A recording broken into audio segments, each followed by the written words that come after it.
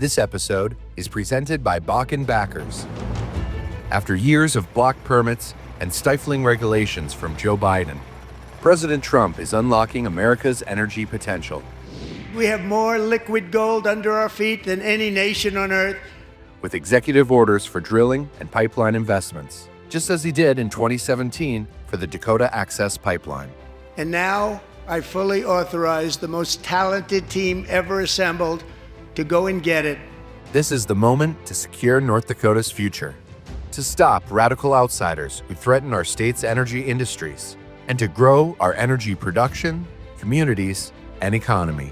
It's called Drill, Baby, Drill. Support the Bakken and learn more at backthebakken.org. Love staying informed? Subscribe now and get unlimited access to local news, weather, and sports for just 99 cents a month for your first 3 months at inforum.news/join. Read every story, listen to every podcast, and download the apps that keep you informed and on the go 24 hours a day. So head to inforum.news/join right now to subscribe. What are you waiting for? Get 3 months of local news for just 99 cents a month at inforum.news/join. You're listening to Plain Talk, the voice of North Dakota politics. I'm your host, Rob Port. If I sound distracted, it's because I've been busy covering this story all morning. I'm joined by my co-host, Chad Oban. He's right of center, I'm left of center, both sides of the political spectrum. I think it's cathartic. I think it's a necessary and proper debate. I'm glad we're having it. And honestly, we have to do better. Okay, I don't know why I'm getting blamed for this, right?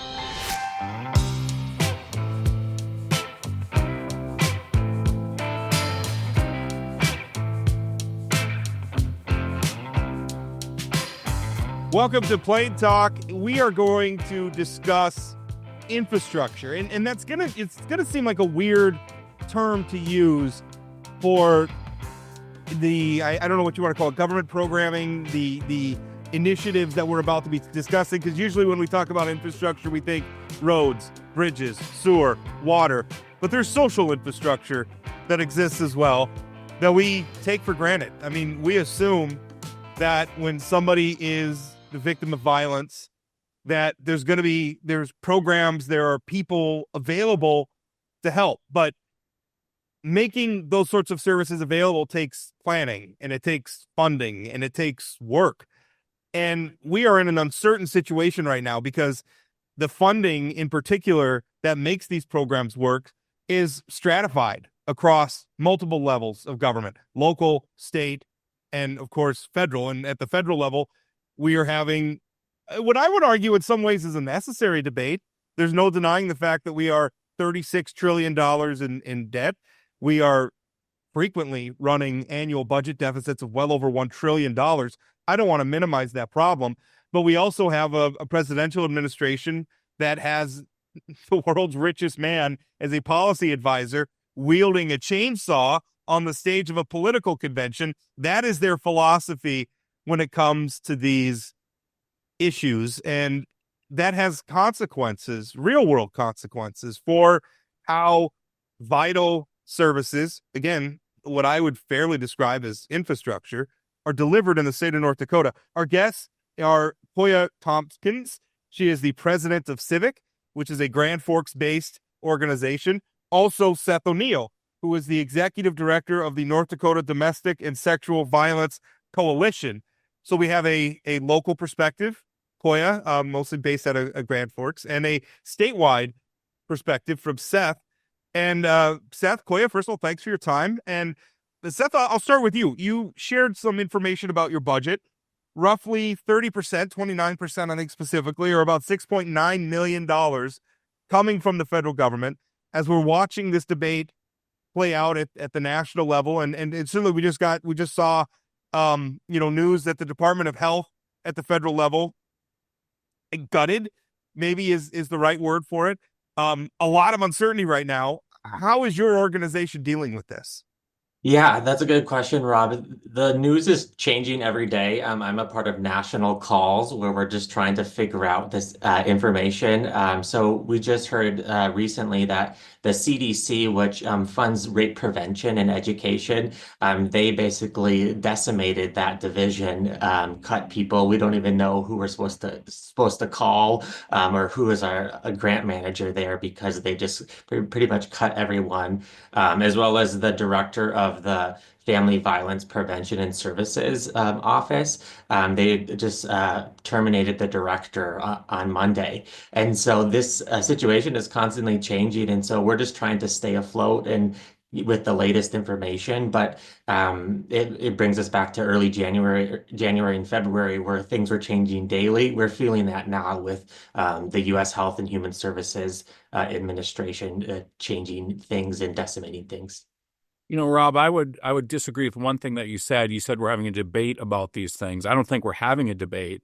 I think they're slashing first and then having the debate afterwards, which is not the best way to make policy. It's fair. And is frustrating to me. I will tell you, for the last month or two, watching the legislative session, I think I don't want to say the legislature has their head in the sand, but it feels like they are not thinking enough about what these federal cuts will mean for some really vital services in North Dakota.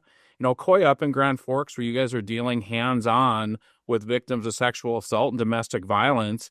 What do these kind of federal cuts mean for what does this mean for a victim in Grand Forks who counts on you guys for the services you need? Well, I really appreciate the question, Chad, and I really appreciate both of you shedding some light on this.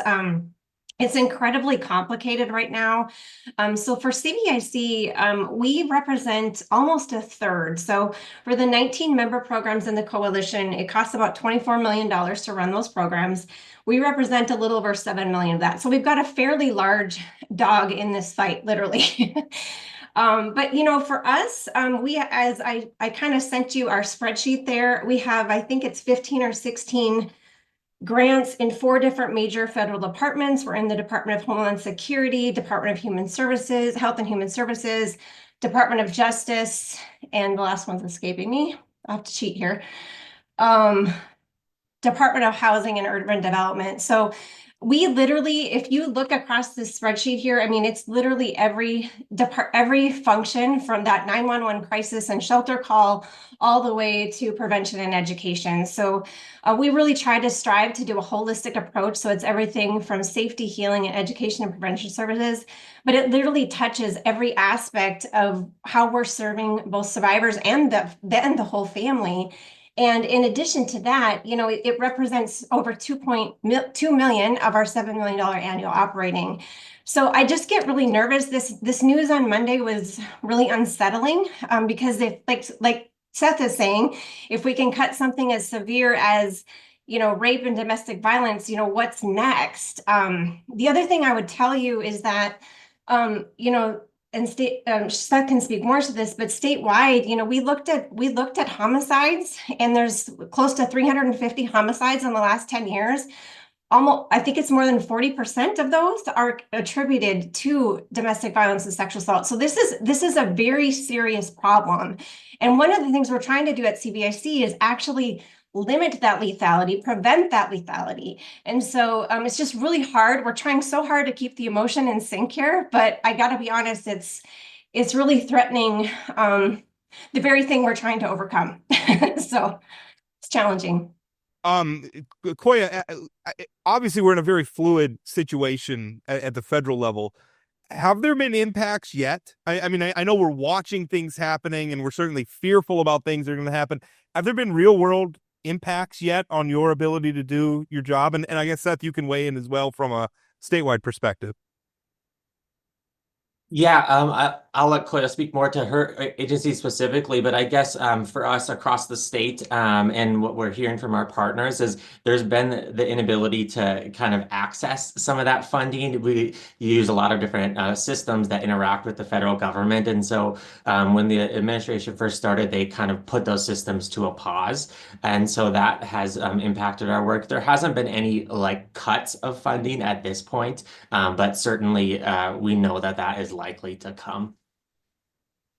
Yeah, And yes, how we've approached it, Rob, is again, I tend to be very passionate about these things, but we've really been trying to say, okay, of these 15, 16 grants, we have a contract right now with the federal government that says this is how we have to deliver services. So kind of the way I'm approaching it is until I get a revision on those grants, I can't really react to it. I will tell you, we are having conversations as a senior team about what our contingency might look like if this does happen. But it's just that it makes it very hard as a nonprofit leader to plan because it's very possible we might get guidance tomorrow and have to react by the end of April. I don't know if you know this, Rob, but I'm actually from Minot and I was raised by a small business owner. So you're not going to find anyone more accustomed to squeezing blood out of a turnip than a small business owner or a nonprofit leader. So this is very near and dear to my heart, and I really respect the desire to trim fat. What I've been telling both federal people at the federal congressional level as well as our state folks is that we do not believe that what we are proposing is a want, it's a need. And actually, at the state level, what we have proposed to them is very similar to what we proposed long before this administration changed. So, that's the point I'm trying to make is that these are needs, not wants. And they literally affect lives and potential lethality. Yeah, nonprofits, much like businesses or farmers, I mean, what you want is you don't want chaos, right? I mean, I don't know how you can do right by the folks that need these services if you don't know from one day to the next what is going to happen. So, Seth, my question for you is, are there conversations happening with the state legislature? I mean, we have another month where the state legislature is here.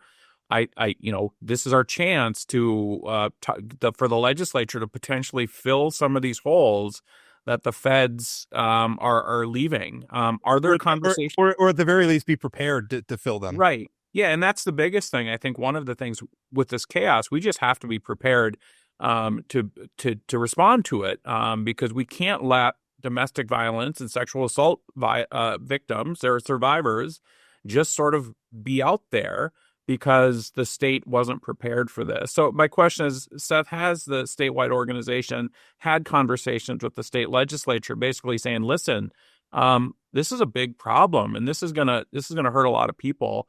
We need your help. Yeah, Chad, that's a great question. So we did submit a increase in funding request to Health and Human Services at the state level, which funds the majority of state funding in 2024 in January, so about a year and a half ago. And so that has been working its way through. So the House did increase the base level funding an extra 1.7 million. Governor Armstrong recommended a $2.2 million increase, and then the House added 1.7 million on top of that. But I just saw last night that the Senate cut that 1.7 million, as well as a 440,000 increase for supervised visitation and exchange, which those are vital services to make sure that, a parent can visit their child, but in a safe environment. And so when we brought up the issue of regarding the federal situation to the state legislature, when we testified, their response was, well, this isn't an issue yet, and so we don't want to deal with it yet. And so that was frustrating because, as you know, the legislature is only in session 4 months every other year, and we know this is going to become an issue. If the federal funding stops, some of these agencies are going to close. We have agencies in Washburn, Ellendale, Stanley, small communities, and so this isn't just a problem in the urban areas in our state. This is a statewide problem, and literally lives are on the line if this funding doesn't come through. And so that's kind of our push to the legislature. Coiya touched on it a little bit, just a little bit ago, and also you both sent a lot of materials ahead of the interview, and reading through them, one thing that was impressed on me, and probably maybe not something a lot of people think of when they think about these services, is the preventative nature of it. Where we think about, well, we make a cut, we save some money. Okay, but then if a service doesn't exist to serve, for instance, you were just talking about supervised visitations. Well, I think of that as almost a lubricant between two that eases friction, right? And hopefully heads off a situation. We all know that custody battles can get hugely emotional and can sometimes result in violence. So Yeah. if we can't do supervised custody, then we put those warring parents on a worse footing to deal with each other, and then we potentially get crime. And when we get crime, that has costs that we can't avoid. These are inelastic costs, because when somebody commits a crime, we are obliged to put them in the criminal justice system. And if they are convicted, we are obliged to put them on parole or to incarcerate them, perhaps. These have real costs. So can you speak to that maybe a little bit, Coiya, about what the cost is of, and that sounds weird that there's a cost to cutting funding, but there is one, right? I mean, there's a cost to not doing some of these things. There really is, and I'm really I've been on the phone all morning with our state folks and friends. We've got a lot of friends on both sides of the aisle. But the safe havens one in particular, we asked for an increase on that last session. We asked for, describe quick what that is, safe havens. This is supervised visitation and exchange. So providing safe exchanges for families. So instead of going to the parking lot at the police department, we can provide a safe and actually nurturing environment for families. So we asked for 2.2 million last session. It stayed flat at 425. The House stepped up in spades with double that, still not what we asked for, but double. And then to hear that there was a proposed cut yesterday, that's near and dear to my heart. The other thing I would offer to you, and I'll get to the prevention in just a second, is the other part of our request of the state is the domestic violence intervention program.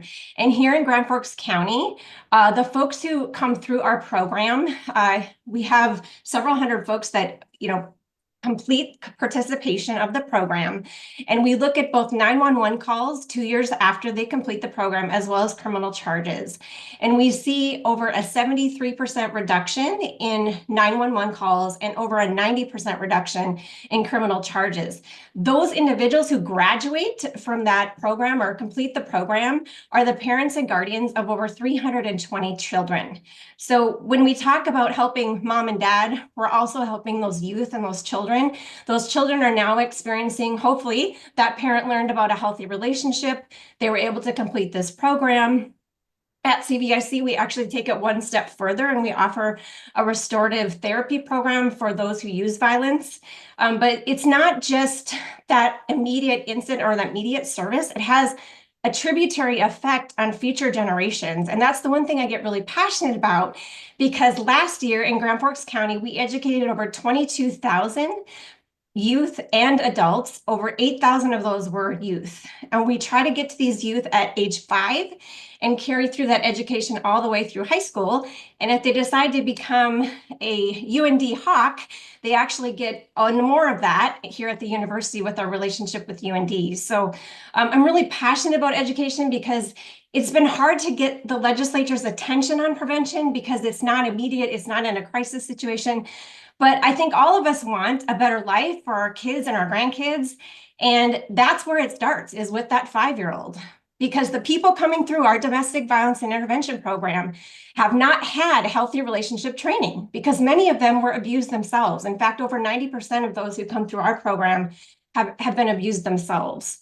So I'm just really passionate about that next generation, Rob, because I think that's where this can really become a game changer.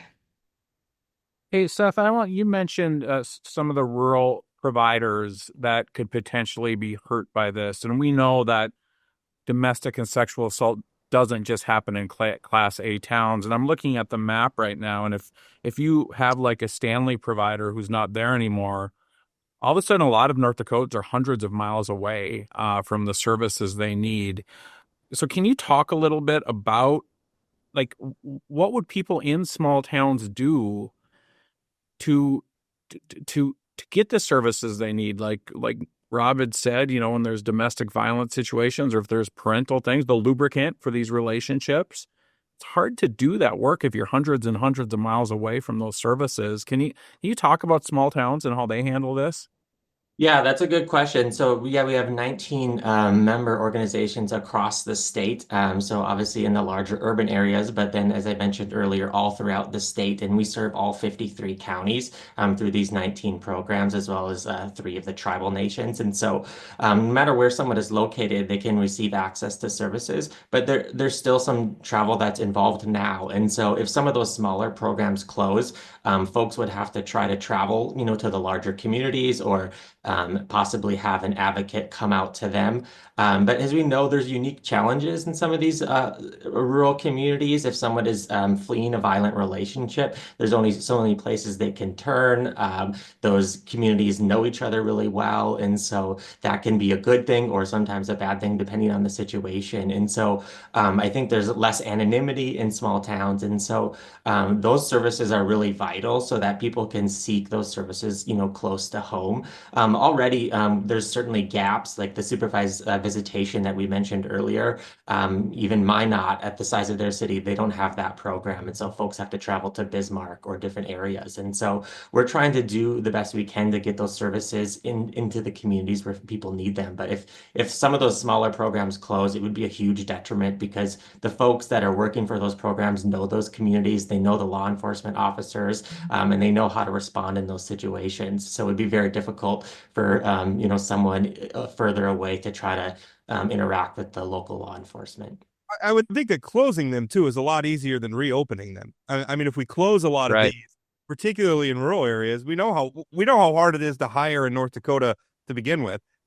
We just don't have a lot of available workforce, and that problem is exacerbated in rural areas that don't have a lot of population to begin with. So it's hard to find people to work in some of those more rural locations to provide those services. So if we close down or the groups, and hopefully it wouldn't happen, but hope the groups that are operating now or the people operating there now, they lose their funding and they have to move on and do something else. Um, Getting them back would be hard. I wanted to talk about compliance costs too, because that's one thing, it's particularly in the business world. We talk about like you impose a regulation and there's a tax or something. I mean, there's the cost of the tax or the fee or whatever, but there's also the cost of complying with it, where you have to do the paperwork and you've got to make sure all your ducks are in a row. And there's a cost like that for your organizations as well. I was reading a list, Seth, that you sent of the federal funding departments, where it's the United States Department of Justice Office on Violence Against Women, the Department of Justice Office for Victims of Crime, the Department of Health and Human Services Office of Family Violence Prevention and Services, Health and Human Services Centers for Disease Control and Prevention, Rape Prevention and Education, the U.S. Department of Housing and Urban Development, the U.S. Department of Homeland Security. This is a lot of federal bureaucracy to deal with. I imagine you have full-time people who don't do anything but write grants and work on complying and facilitating the funding you get from there. When there's chaos, that cost goes up for you as well, doesn't it? Yeah, that's a good point. We've spending a lot of time in the past, 75 days or so, just trying to wade through the executive orders and the different changes that are happening, because it already takes so much of our time. We have a full-time fiscal director who's been trying to, wade through allowable costs and different things like that. But we've definitely been spending a lot more time trying to make sure we're in compliance with the executive orders and regulations and things, and less time focusing on doing the work. And so it has, been an increased cost, and we've been spending a lot more time just trying to get this information than we have been in the past. And so that has taken more time away from our other work. Quick follow-up. We talked a lot about, your interactions with the legislature and what's the state of North Dakota prepared to do to maybe fill in the gap on some of these things. But what are you hearing from our federal delegation at this point? Have you been speaking to them? Have they offered any sort of assurances or certainty at all? Well, I actually made a trip to DC in late February. I met with Fedorchak, Hoven, and Kramer had just taken that tumble, so I was able to meet with a few of his staffers. I did get FaceTime. Julie gave me the whole time, and as well as a couple of her folks, and then a little bit of time at the end with Hoven. I think the one that probably leaned in the most was Fedorchak. She has some, she was at our breakfast last spring, and so she kind of understands what we're all about and what we're trying to accomplish from a holistic perspective. I really appreciated all of them listening. I think the big question for me is now that the rubber's starting to hit the road, and especially with Monday's, I think it was Monday's announcements, everything's running together now, but I really hope that they'll step up and take a stand against, how this is really going to impact survivors. And with only three of them in Washington, I know North Dakota is a smaller state, but we're certainly doing some incredible things to prevent violence so I hope that they're going to lean in and kind of step up. I think you kind of pushed them a bit to do their town halls, and I was pleased to see, Fedorchak was the first one to raise her hand. So I hope they lean in because it's important. It's going to impact our neighbors. So. Yeah, I mean, I hope they lean in too. I mean, these kind of cuts that are hurting people in the state, this is literally their job. This is literally why we send them to Washington to stand up. And I'm glad that there's good conversations happening behind closed doors, but we do need leadership in a very, very public way in terms of how these cuts will affect things. And can I add maybe one more thing to your question also about the sort of cost of the administration, Rob? I'll give you a great example. About a month ago, we spent about 45 minutes in a leadership meeting with about 6 or 7 different, our grant manager actually bought about 6 different samples of timesheets. Because one of the biggest expenses, of course, when you're a people business is people. And so we're really strict with our staff about being good stewards of the dollars and not charging the government $1 more than we've earned. And so that's just one example, but it was literally 45 minutes on timesheet accuracy and clarity. And how these reimbursements work is unlike a private grant, where many of them give us a very nice large 6-figure gift at the beginning of the grant period. They do expect some reporting throughout the year, but then the next check comes the next year. How reimbursements work is you don't get paid until you prove you've done the work. So everything is reimbursed. So for some of my colleagues, in the other nonprofits, I do feel sad for what's happening because it's one thing to say we're not going to do future grants, but a lot of us have, as you can see, many grants in 4 different departments. And it's very upsetting to know that that reimbursement may or may not come in. So it's a very real challenge. And I don't know any small business owner that would continue to do business with a partner that would do that. So, that's where I get kind of passionate about this is we really are a small business just like any other organization. And, so it's challenging, especially when your funding represents 1/3 of that. So obviously these federal cuts are all over the national news, the state news, and I don't think people understand that they really affect people's lives, right? I mean, the cuts are being made in Washington, but they're being felt in the state. So Seth, what can North Dakotans do to sort of help with these federal cuts, help at the legislative level to make sure that these survivors get the services they need? Yeah, I would say, especially at the state level, to reach out to your local legislature and just tell them to support the funding that is allocated for domestic and sexual violence. It's specifically House Bill 1012, the HHS budget bill, is where a lot of our funding comes from. And so, as I mentioned, the Senate just cut it yesterday. And so we're hopeful that with some good conversations, we can restore that. Obviously, reaching out to our congressional delegation as well. But just talking about it with your neighbors or your friends, the fact that these cuts represent impacts to real people in North Dakota. It's not just some arbitrary thing that's happening in DC. It's happening on Main Avenue in every city in North Dakota. Well, and I would point out too that organizations like Civic also take private donations. They are a nonprofit. You could donate directly. Civic, I'm sure there's a lot of other great organizations that are part of Seth's coalition.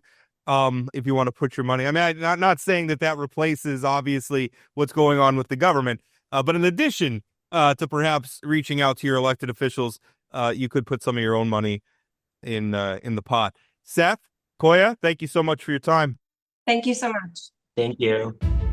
This episode is presented by Bakken Backers. After years of blocked permits and stifling regulations from Joe Biden, President Trump is unlocking America's energy potential. We have more liquid gold under our feet than any nation on earth.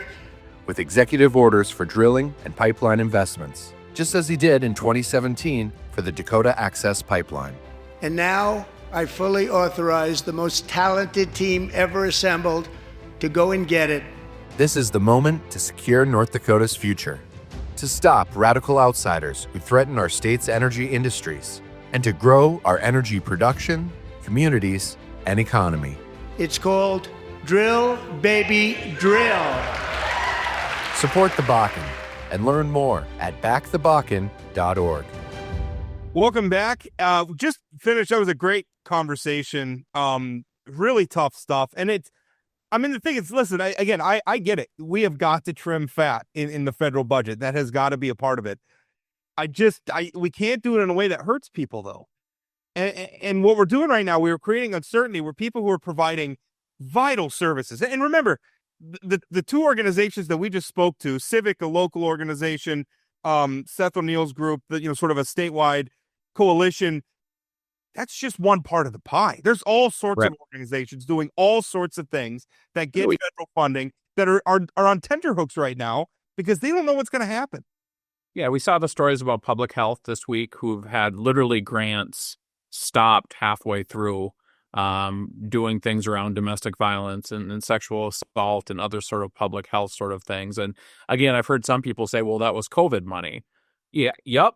So I think we should have a discussion if we should stop that funding, but you don't promise funding through September and then just cut it off in April and say, good luck out there. I mean, at the very least, if you're going to end it, we got to land the plane and not crash into a mountain. Yeah. And so, again, like I just wish we were having these conversations and debates on the front end rather than cut first and figure out the ramifications later. That's a bad way to do business. Right. Let's move on. So the other, we talked to Governor Kelly Armstrong a little bit about this last week. He has proposed a bell-to-bell ban on cell phones in schools. And essentially the way it would work is the legislature, as the amendment is currently written, the legislature would create a law that would essentially require schools to develop a policy whereby students check their phones in the morning and check them out at night, and they don't access them during the school day. There's some other stuff in there for possible restrictions during school activities, outside of school hours, and the whole thing. Here to talk with us about that is Casey Mock, because what sort of inspired Governor Armstrong's push is a book called Anxious Generation by a gentleman named Jonathan Haidt. And it's more than a book. It's a movement, Anxious Generation. The senior policy manager is our guest, Casey Mock. And Casey, first of all, tell us why. I should probably admit to you, I'm a little bit on the fence about this, because on one side, I completely understand. My wife's a teacher. I understand the distraction that phones are in school. I don't want them to be a distraction from instruction. On the other side, I'm a 90s kid. I was told once upon a time that playing video games is going to rot my brain and turn my generation into violence monsters. And meanwhile, violent crime in the United States declined. We were absolutely 100% wrong about that. I am a little worried that some of this is teen panic and that we're getting a little carried away. Those are some of my reservations. So with that in mind, tell us a little bit about your movement and your push. Yeah, thanks, Rob. Well, first, thanks for having me. And I regret that I wasn't here last week when not only we're talking about it with the governor, but also talking baseball. Sad I missed out on that. Well, now, Casey, you have to tell us who's your team. Well, now that I live in the Twin Cities, I root for the hometown team, but I grew up a Reds fan. My grandfather was a scout for the Reds for almost 30 years. The family claim to fame is that he passed on Derek Jeter in the draft because they had Barry Larkin. Wow. Well, congrats on the Twins getting a win. I want to say they didn't do too bad with Barry Larkin. Yeah. I mean, he was there for, another decade after that. So it was the right call at the time. But to your question, Rob, first, totally understand where you're coming from and really encourage you to read the book, because the book is not only about phones, but it's about these other aspects of reclaiming childhood for kids so that they can actually have a childhood that's more like those of us who grew up in the 80s and 90s. I mean, I'm a 90s kid too. I grew up in Memphis, actually. So so across the river from where the West Memphis Three were accused of murder in the Satanic Panic. I don't know if you all remember that, but that was like really close to home for me. You know, I grew up with all the same concerns too. I love video games and violent movies when I was a kid, like, and there was always these worries. But, you know, what makes it different from a moral panic like the Satanic Panic, or even going back to, you know, Salem witch trials type witch hunts, is that we actually have pretty clear data that demonstrates the impact that not just phones but also social media is having on kids' mental health, on their educational experience, the ways in which it's fracturing our attention and ability to concentrate. And so there's just pretty clear data that's been assembled over the last decade and a half since these things have become mainstream, which makes it materially different from, you know, I think some of these earlier moral panics for sure. So, Casey, one of the conversations that's taking place, I did see your testimony on both bills last week. Appreciate that. You know, I'm a dad. I have an 8-year-old. I see in him the difference between if he spends a day playing wiffle ball in the front yard with his friends versus being on a screen all day. I mean, he's a different kid depending on what's going on. One of the things that I think is sort of a conversation topic is, why not just lock up the phones during instructional time? Why does it need to be bell to bell? Why can't a kid access it during lunch or those kind of things? And just to be clear, Rob's skeptical. I'm all in. I think we should do this. I know buildings that have done this successfully in North Dakota. I think we can do it. I think it's important. So it's good that Rob and I disagree on this. It's always makes for better banter. But why not just during instructional time? Why bell to bell? Look, parents across the country are asking the same question. Policymakers are asking the same question. And I've got two reasons for you. One is about the kids. The other is about the teachers. Actually, the teacher one is, I think, a little bit easier, because when it's bell to bell, you're not putting teachers in the position of having to be the police on this issue, right? It's sort of school wide. You don't have the deal where you've got a teacher sort of spending the first 5-10 minutes of class trying to get students to comply with the policy, you know, bring them in from their lockers, et cetera. You know, I taught 12th grade as a Peace Corps volunteer back in 2009, 2010. It was in another country. None of them had smartphones or anything. And I loathed anything about my job that was not actually educating, right? Having to be sort of the police and be sort of the classroom babysitter is something that I don't know if I've ever met a teacher that enjoys that aspect of the job. And so by making the policy bell to bell, you really take that off the teacher's plate, which is good. But I think more importantly for the students, you know, if you do an experiment with yourself where you put your phone away from, let's say, maybe 2 hours, I bet you will find yourself thinking about what you could be missing for at least the first 10 or 15 minutes of that. And then when your time is almost up, you'll be also probably reflecting on what it is that you've missed because you can't wait to check the phone and sort of catch up. And you are both, you know, adults with fully formed brains who, you know, understand delayed gratification. Right. But kids in particular are still developing these muscles. And so if you give young people in particular the opportunity to like go to their locker in between classes or pull it out of their backpack in between classes, you're going to find that that's the result, where they're going to spend the first 5, 10, 15 minutes of each class thinking about what they're missing on their phone, and then the last 5, 10, 15 minutes of each class thinking about checking it. And so all, you know, classes are what, 50 minutes long probably in North Dakota. So you're losing almost half a class there. By putting it away for the duration of the day, you remove this feeling of missing out, right? Because, you know, kids have friends at other schools. They could still be posting on Instagram or Snap or one of these other things, and that makes the other kids want to check. But by being consistent across the state and across schools for the whole day, you really remove this kind of FOMO that kids feel, and you kind of solve the collective action problem where, you know, kids aren't going to be wanting to check it because they know that they've got friends who have been able to be on it too. So you remove it from everyone. You really take it out of consideration. Chad, when Casey said FOMO, he meant fear of missing out. So are we going to do this every episode where we make fun of me for being old? Is that what we're going to do here? Good. It's a slang term that young people like Casey and I know. So Casey, one thing that I struggle with is that phones aren't going away. Um, they're here to stay. If you think we're putting that toothpaste back in the tube, you can't. And I know that's not necessarily what you're advocating for, but I worry that I don't think that phones are inherently bad. I think that if you spend too much time on your phone, that becomes a problem. So the problem is not a phone. The problem is the behavior around the phone. And so if that's the problem, what are we teaching our kids about their behavior by just saying no phone all day? I don't feel like we're making any steps towards teaching them how to handle a relationship with that phone responsibly. Because once they become adults, we're not going to have control over telling them when to put their phones away. I mean, maybe they will at work or something, but I would rather teach my kids, like, listen, this technology exists. It's wonderful and useful in all sorts of ways. It's endlessly entertaining. But like with all things, you need to use it in moderation. I don't know how we teach that lesson if it's a cell phone ban. Well, students will still have the opportunity to have their phones at home, up to whatever the families decide.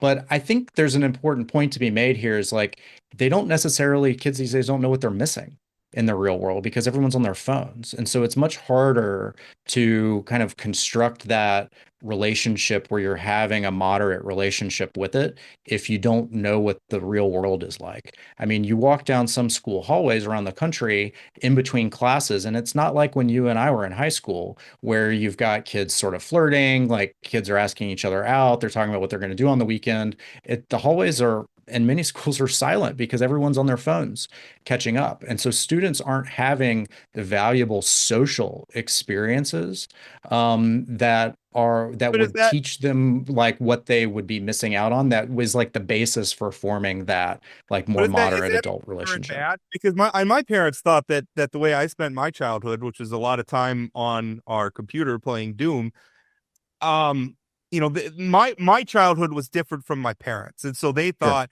that wasn't good. Their childhood was different from their parents who thought, I mean, it seems like every generation, the parents look at the kids and say, well, you're not doing it the way we did it. So therefore it may be wrong. Do we know that it's wrong that a lot of the kids is taking place in the digital space as opposed to a real world? And again, understanding you need to get exercise, you need to get out, you need to touch the grass, you need to see the sun, you need to have face-to-face interactions, understanding all of that. But sometimes I think we're judging them because they're doing it differently than we did. Look, like every generation has this where it's like, the kids these days, right? And so I think it's certainly natural to feel that way about this. However, I think what's different this time is, again, going back to the clear data that's showing declining educational attainment and increasing mental health problems, particularly with girls. Now, you talked about Doom and video games. Again, like I was not so much a Doom fan, but I did play Quake and Duke Nukem 3D. And one thing that I remember about video games when I was a kid is they were hard. They were challenging, like in addition to like you not being able to save your progress, right? If you had to walk away from the Nintendo, you had to start all over, And I remember leaving Zelda on my Nintendo open right? for days But at a time. yeah, but things weren't so gamified the way that they are now, where the games, like whether it's Fortnite or Candy Crush or just about any sort of app on a phone, they're gamified in such a way that use knowledge about the way that dopamine impacts humans, and they're designed to be addictive. And we have the receipts from the tech companies that actually show that this is how they think about their products in a way that's materially different from the way that video game designers in the 80s and 90s worked. And so when you're training young people that if they, log onto their phone and they flick a screen and they're getting this dopamine hit, it's like, oh, that feels good, I want to do it again. I think that's just a different sort of technology situation that we're in today than we were, 25, 30 years ago. And that's one big reason why this time is, I think, different. And the results are really clear in declining kids' mental health. For sure. So Casey, last week when we had the governor on, it was very clear that all of the three of us had all heard from the kids. The high school kids don't like this idea. It's always fun to be in a small state where you can tell the governor that somebody hates him and he laughs about it. But I think that the high school kids are one thing. I mean, this is sort of what they're used to. Obviously, they're going to push back. But I think parents are probably the bigger obstacle of understanding this. I mean, Rob and I have talked about the easy access to your kid to be able to figure out when you're going to pick them up, communicate back and forth, all those kind of things. How do you convince parents who I think like to have access? Many like to have access. I mean, beyond just saying cut the cord, how do you explain this to parents? How do you get them on board? How do you set those expectations? So I think there's two things that I would highlight. Number one is, on the convenience factor, certainly like kids are really overscheduled today compared to when we were younger, right? And so there's a lot of logistics involved in getting a kid from A to B if they're involved in sports, et cetera, et cetera. And the phone is a godsend for that.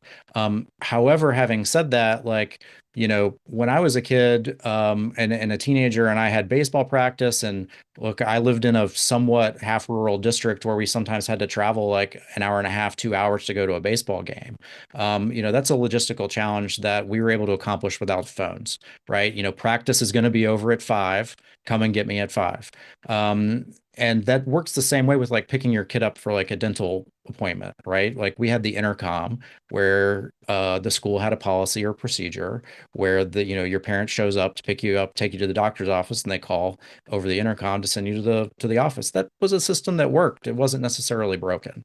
And so I think that we have lower tech ways to address the logistical issues that we made it through. And certainly that can work today. Now, look, like parents are also concerned about emergencies, right? If there's a natural disaster or God forbid, something else happens at school, parents want to hear their child's voice. I get that. I mean, even John, the author of The Anxious Generation, has said this himself, right? Like if there's something I find out happens at my kid's school, I want to hear their voice to know that they're okay. But I think I would encourage us to think about what's good for the kid versus what makes the parents feel good here, because ultimately that's what this policy is about.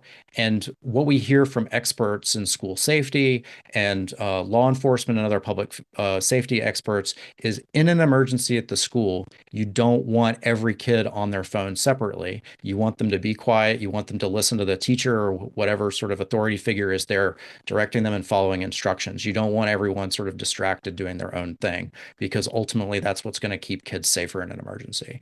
And we hear that really consistently across the country from public safety experts. And so your kid is going to be safer without the phone in those situations.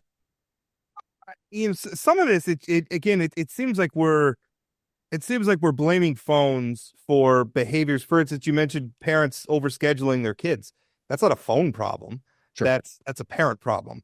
And I also think about some of the ways phones help me. Phones give me the peace of mind that allow me to in turn allow my children to do more things that maybe I wouldn't be comfortable with. I let my 10-year-old roam the neighborhood because he's got a smartwatch. Now, there's not a lot of stuff he could do on the smartwatch, but some of the things he could do is he can message his dad can message him, I can call him. I can also, without bothering him at all, check in on a GPS and see where my son is at. Every day when he's walking home from school, I see where he's walking. These enable me. Same with my daughter. I feel more comfortable allowing her to go out, knowing that if I'm worried or if she gets in trouble because she went to the mall with her friends or something happened, she could call me or I could text her and I could see where she's at all the time. There are benefits to this that I think sometimes we're talking about this as though it's only negative, and it's not only negative. That convenience matters, and it does improve people's lives. We used to do things in other ways. Yeah, phones make those things a lot easier. We used to farm with horses too, but we don't do that anymore because tractors work a lot better. Yeah, Rob, you're absolutely right. I don't disagree with anything that you just said. And in fact, you're actually, without even knowing it, because I think you said that you hadn't read the book, following one of the recommendations that's in the book, which is like learn to be comfortable with your kids roaming around free. I'm paraphrasing here, but like that kind of goes hand in hand with the problems of the phone-based childhood, because what's gone on is that simultaneously with us underprotecting kids when it comes to technology and underprotecting them online, where we've there's been a growing trend, particularly with millennial parents, of overprotecting kids in the real world without giving them the experience to sort of experiment and see what goes wrong and learn what's safe and what's not safe on their own. And you're clearly doing that with your 10-year-old, but there's not a lot of parents who are necessarily around the country. But again, that's not a phone problem. That's a parent problem. Right, because a phone is a tool, right? Right. It can be misused or it can be used appropriately. Like think about knives, for example. Like knives are very handy in the kitchen. Like that's a place where a knife is appropriate. A knife is maybe less appropriate in the cabin of a 747 while it's in the air, right? As we've learned since like 9/11. So there's like a place and a use for tools, and I think a phone is no different. And when you think about what a phone is good for and what it's not good for, it's certainly not good for focused attention. And it was not designed with learning in mind in a classroom. And I think ultimately that's what's behind the push to these policies, recognizing that just like a knife doesn't have a place in the cabin of an airplane, a phone may not have a place in a classroom, even though it's certainly a useful tool outside of it. Casey, one of my frustrations with the world is so often society's ills show up in our public schools, and our public schools are expected to deal with them, right? I mean, and we're talking a lot about parents here and that kind of thing. You know, if I'm working in a school or if I'm a principal, I might be thinking, oh, here's another thing that I have to solve for society, right? And they're you can't solve all the parenting issues and that kind of thing, and they're going to go home and be on their phones, and the school can't control that. You know, I do have some level of sympathy to building administrators who are like, oh, here's something else that I'm going to have to add to my very, very hectic plate. The way it is. And as somebody who works for the teachers union, I generally don't have a lot of sympathy for administrators. So on this one, I'm going to have a little sympathy. But what would you say to those folks that, again, I mean, is this unfair for our schools to have to deal with this societal ill? Well, whether it's fair or not is probably a little outside my remit. Sure. But I mean, to Rob's earlier point, like this horse has left the barn and it's not going back in, right? Like we can't wave a magic wand and get to a world in which the phones are not impacting it. And I think the best that we can do is probably try to make everyone's jobs, and from administrators to teachers, as early as possible, to make sure that North Dakotans get value out of their investment in taxpayer dollars in public education, right? Because if, I think I may get the exact number wrong, but I think some studies have shown that adolescents are on their phones at schools like 1 to 2 hours a day while at school, right? Wow. That's time that teachers are being paid, school administrators are being paid, and those students are not learning that 1 hour or 2 hours a day on their phone. That's wasted taxpayer money, if you ask me. And so I think it goes beyond the question of fairness there, where it's like inevitably just a problem that we have to deal with now. So let's make, the state the bad cop on this and relieve school administrators and relieve teachers of the burdens of having to police this so they can go back to doing their jobs as educators. And the comment that I want to make, just underscoring the thing about the bad cop. I was in Australia in November. I don't know if you all saw on the news, but Australia, when I was back in November, when I was there, Parliament passed a law banning social media for kids under the age of 16. And overwhelmingly, like polling shows that parents of both, conservative and liberal political orientations there were in favor of that policy because they no longer had to be the police at home with their kids when it came to Instagram or they could blame the government, which is like a really helpful escape. Sorry, little Johnny, sorry, little Susie, like you can't have Facebook. The government says so. Like that's a lot easier situation to be in when you're like, rather than having to have that fight with your kids. And I think that there's some value in that role for government here. And, I think governors across the country are really showing up and taking that leadership role, whether it's Governor Armstrong, Lieutenant Governor Strendon, like have really, stuck their necks out there. But, Governor Huckabee Sanders in Arkansas, Governor Lamont in Connecticut, folks are willing to sort of take on that flack of getting the teenagers, the angry messages from teenagers saying that we hate you, because ultimately it is the right call. I find that really compelling. And, Me too. and it's not, again, I don't want to make it sound like some of my arguments here are that I don't see a problem, because I do. I particularly see a problem. Again, the phone's a tool. And on one hand, you have the parents and how the parents allow children to use the phone, but also what's on the phone, where social media is perhaps the biggest part of the problem. I don't think we're worried about our kids spending too much time on their phones reading Wikipedia or reading the New York Times or something, right? It's that they're on TikTok. There's bullying that's going on, and social media, the algorithms are feeding them. I mean, this is happening to adults, where adults believe crazy things because social media feeds that to them, and that's a real problem. So I'm on board with a lot of that stuff. I think, and the one part, and I did write critically about the bill, and I don't like it bell to bell. I'm all for in the classroom, and I realize that creates a problem where we're going to have administrators and teachers having to play police officer. But let's be honest, kids are going to be trying to sneak their phones in anyway.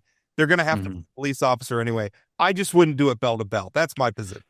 So your point about bullying is actually another point to consider, the bell to bell. However, what we hear from schools and from public safety officers and school resource officers is that a lot of fights, a lot of bullying, end up happening in between classes or in the lunchroom because of stuff that's actually happening online. And this is actually going to get worse in the age of AI, for reasons that I can come back to. But you take away bell to bell, we also have heard from around the country reduced incidents of bullying and fights breaking out in between classes, which is an improvement. Now, I think we're also primed to get worse here if we do nothing, if we don't take action. I'm not sure if you all have heard about, maybe it hasn't made its all the way to North Dakota yet, but some schools around the country are having a problem with these new AI-powered nudification apps that are in many cases being marketed to teenage boys, where it's an app that you can download on your phone. It's powered by generative AI, the same technology as ChatGPT, and it allows you to take a picture of a person with your phone camera, and the app takes their clothes off and creates a deep fake nude of them. Now, it works much better on women than it does on men, interestingly enough, because of the data that it's been loaded with. But you can imagine a world in which, kids are sort of sniggering and like fighting in between classes because of these sort of deep fake type things circulating.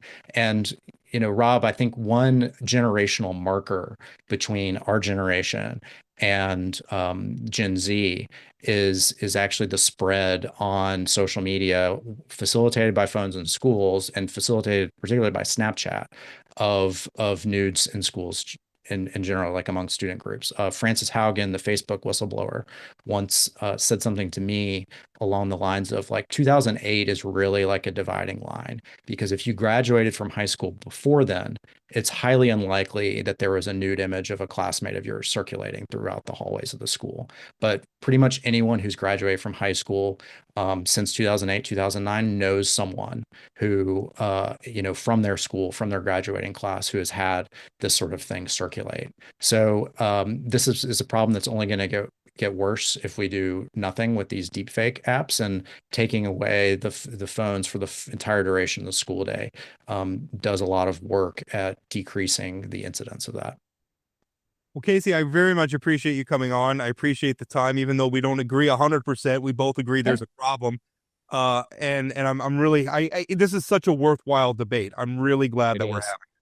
Yeah, my only only criticism is I wish we would have started on January 1st instead of April 1st. I mean, I know that there were bills, but it does feel a little rushed now. But it is such an important conversation that we need to move the ball forward in some way.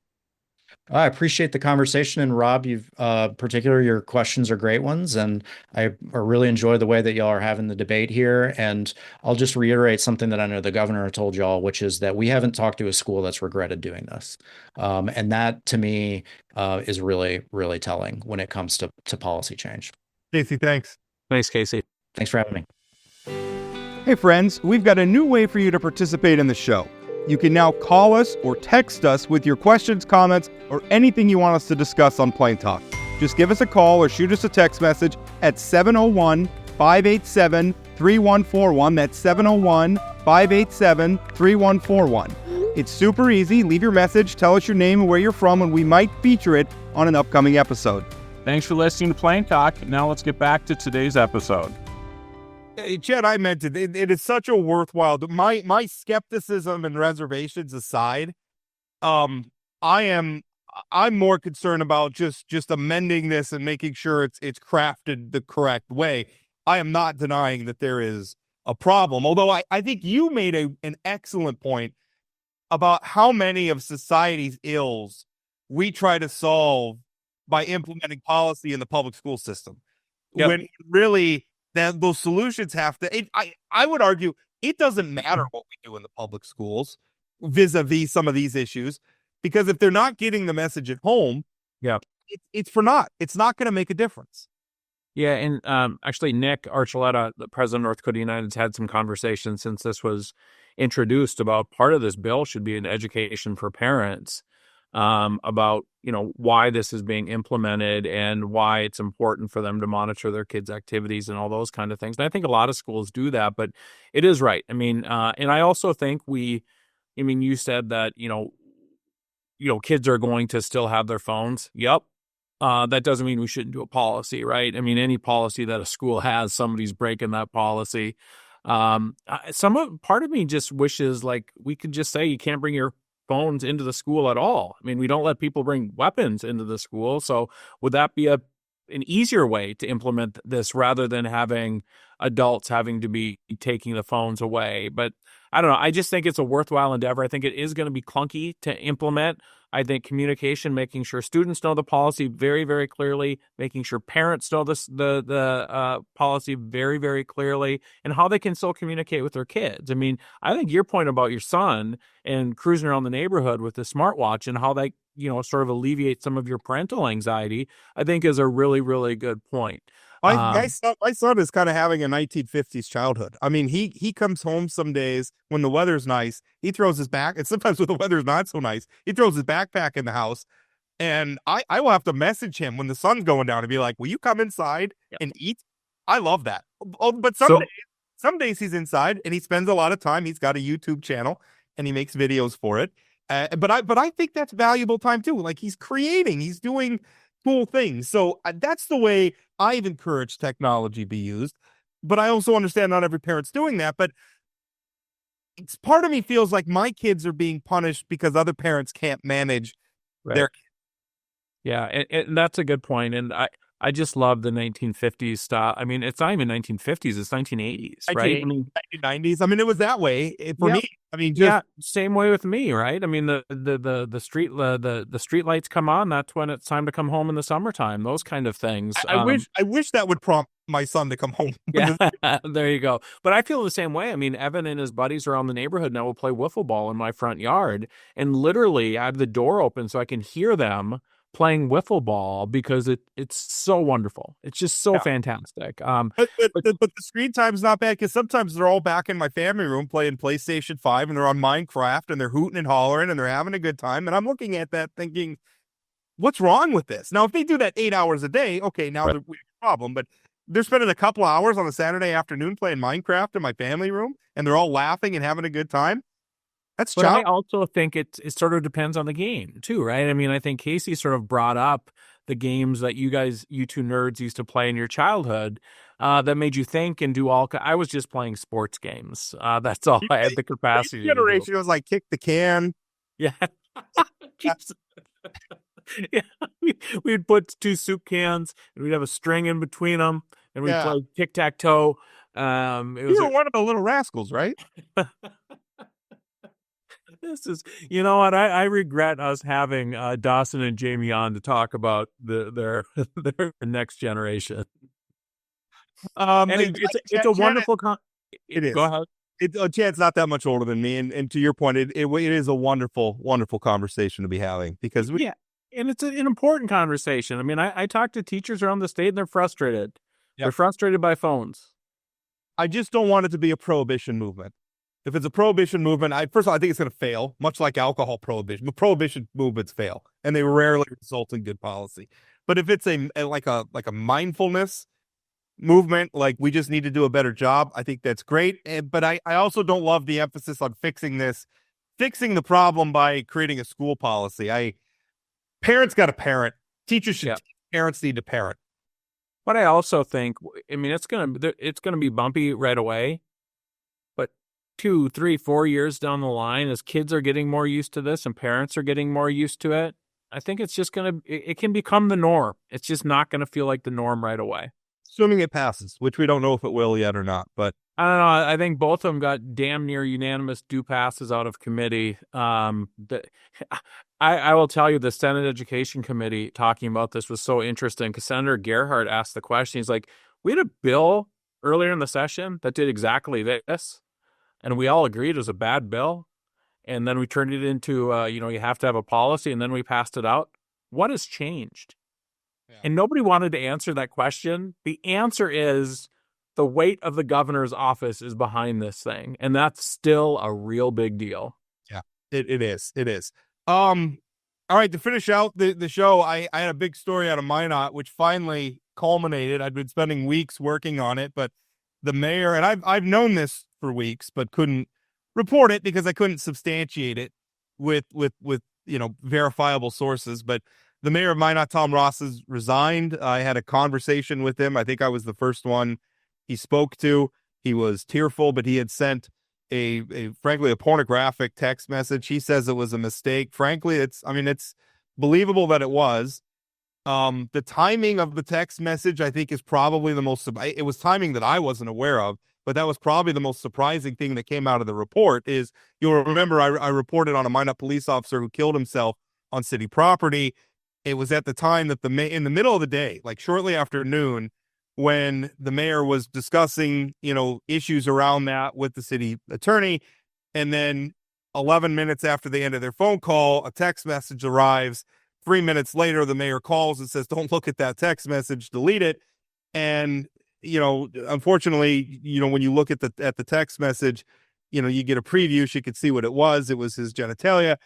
And, I guess the rest is history. But the fact that the mayor, in the middle of the day, while dealing with the suicide of a Minot police officer, decided to do that was kind of shocking to me. Yeah, take a little break, relieve some stress in whatever way he wanted to. It's disgusting. And, his comments, and I've told you this, that, maybe if I didn't have to do city business on my phone and I had a separate phone for my city business, maybe I wouldn't have accidentally sent homemade porn to a coworker. But yeah, icky stuff. And again, to your point, on the very day they're dealing with a suicide in the police department, this is the next step. It was a bombshell report, isn't the right thing, but certainly more bad government. The other friend, and we don't have a lot of time here left, but the other frustrating thing was open records.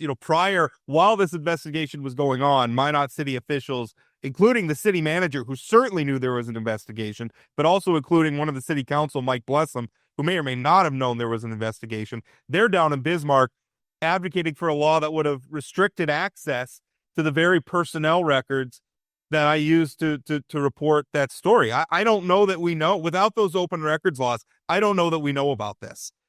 And so that was a difficult thing. And I didn't love that the consultant that they hired, Christina Sambor, spent the last page or so of her report editorializing against open records laws. I think blaming open records laws in this situation is misguided. Open records laws reveal behavior. The problem is the behavior. If there's not bad behavior, open records laws don't reveal anything other than just the normal function of government. And what I read her critique as a protection of victims, right? I mean, these folks that were the victim of the accidental text message, or not whatever it was, from Mayor Ross, now they're all over these reports, right? And all they did was show up to work and get harassed, and now they're part of this story in the paper and whatever. So I can sort of see that point of view. I don't know how you find that balance, because again, to your point, we wouldn't have known this happened if this was an open records request. But I feel terrible for the victims of this, that their names are involved in it. I mean, they did nothing wrong, but I mean, that's how our criminal justice system works as well. Like Right. you can't put people on trial from an anonymous accuser. And there's a reason why we do that. I hate that this happened to them, but what victimized these people to the extent that they're victims was the mayor and his actions, not the open records laws, and not that we found out about them. And I get it's uncomfortable to be in the media like that. I'm sorry it happened to them. Right. But I didn't do it. Correct. And I just, I assume what the worry is, and I haven't talked to Christina, and I read the same thing you did, is will we have victims who don't come forward if it's going to be public and that kind of thing? And I don't know if that happens or doesn't happen, but I could see that being a concern. That's a two-way sword, because without the open records law, then Right. does the mayor resign? And do people come forward knowing that there's not going to be any sort of accountability because it may be nobody ever finds out about it? Fair. I think that's a super fair point. I don't know what the answer is here, but I do have some sympathy for the folks who all they did was As give do the I. mayor their cell phone number and go to work. Well, and all they were guilty is showing up to work and interacting with the mayor, which was her job, part of her Yeah. job. So, I mean, they did nothing wrong. And I think it's incumbent upon, I mean, some of this too is to the extent that they feel uncomfortable, it's because of the public's reaction to it. So that's a public problem, not, not an open records problem. I think it's hard. I think our existing laws strike the right balance. And I would just say, elected officials and all people, if you're going to make sexy videos, just be very careful you're sending them to the right people. And don't do it during the middle of the workday. It's like, I don't know this mayor. I don't know anything about him, but this seems to indicate he might be a bit of an idiot. I don't know if he is an idiot, but wow. Shockingly poor judgment, but and again, a pattern of problems at the city of Minot. And again, it seems a lot of the reaction from city officials. I mean, the consultant wrote what she wrote, but we can't forget that the city manager and members of the city council were advocating a shutdown. It seems like a lot of times they view the problem not that these things are happening, but that the public is finding out about them. And it's not just the mayor, it's the police department, it's the state's attorney's office, it's other problems in city government. They feel transparency is the problem. They need to get their act together. Minot is an absolute mess.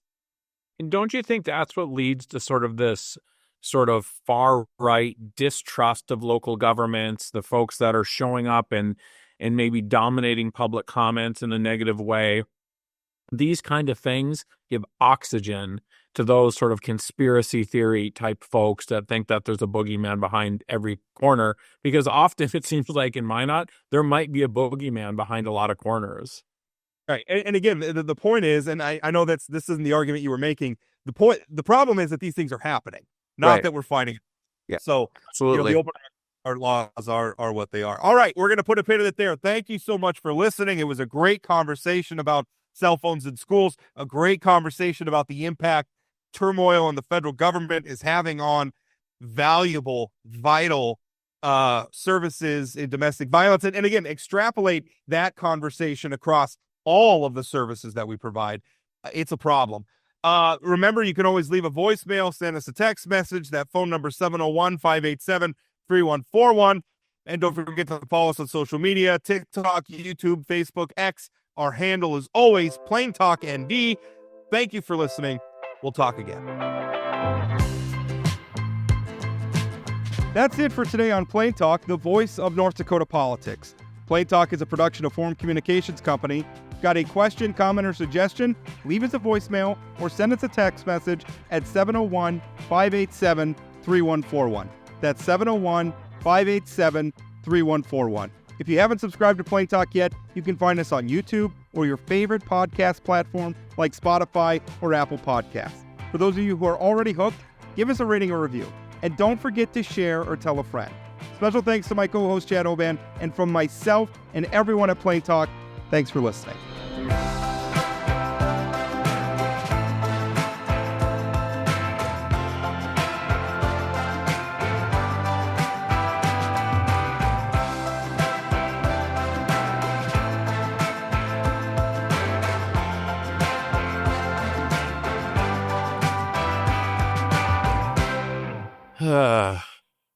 more bad government.